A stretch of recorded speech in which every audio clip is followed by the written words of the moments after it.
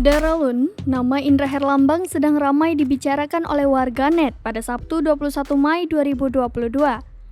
Sosok Indra Herlambang diketahui sedang berurusan dengan fans K-pop, sebutan untuk pecinta musik Korea Selatan. Bahkan, nama Indra Herlambang menduduki jajaran trending topik Twitter hari ini. Ada apa dengan Indra Herlambang? Rupanya, Indra Herlambang mendapat apresiasi besar setelah menjadi pembawa acara di Festival Alobang di Jakarta. Festival ini menghadirkan dua penyanyi terkenal asal Korea, yakni NCT Dreams dan Red Velvet. Indra Herlambang merupakan salah satu presenter kondang tanah air. Meski kini telah meraih kesuksesan, Indra Herlambang masih enggan untuk melepas masa lajang. Indra Herlambang adalah seorang pembawa acara dan aktor asal Indonesia. Ia telah memulai karirnya sejak tahun 2002 silam sebagai penyiar radio di Bandung.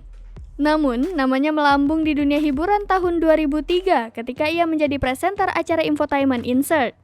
Saat itu, Indra Herlambang kerap warawiri menjadi pemandu acara di sejumlah program acara televisi. Sukses menjadi pembawa acara, Indra merambah ke dunia seni peran. Debut aktingnya melalui film layar lebar berjudul Janji Joni di tahun 2005 dan dilanjutkan dengan Pesan dari Surga di tahun 2006. Selain itu, ia melebarkan sayapnya menjadi seorang penulis skenario. Ia menjadi penulis skenario di Mereka Bilang Saya Monyet di tahun 2009, Recto Verso di tahun 2013, dan Mika di tahun 2013.